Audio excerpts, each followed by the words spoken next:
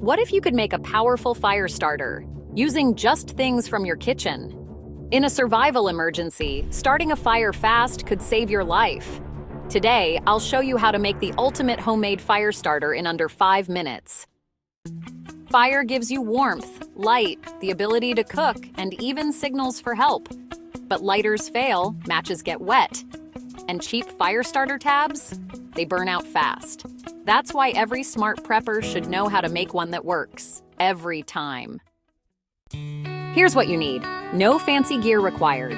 Cotton pads or balls, petroleum jelly, and a small tin or plastic bag for storage. Optional wax shavings or sawdust for extra burn time. Step 1. Scoop out some petroleum jelly. Step 2. Rub it thoroughly into the cotton until it's saturated, but not dripping. Step 3. Press flat for storage. That's it. To use it, just pull apart the cotton to expose the fibers, then light with a spark or flame. These burn hot for 5 to 10 minutes, perfect for kindling damp wood.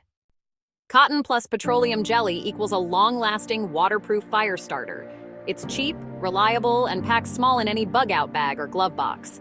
And as a bonus, it even works in wind or light rain. If this helped you feel more prepared, hit like, share it with someone who camps or preps, and subscribe for more survival gear and DIYs. Stay calm, capable, and confident. See you in the next one.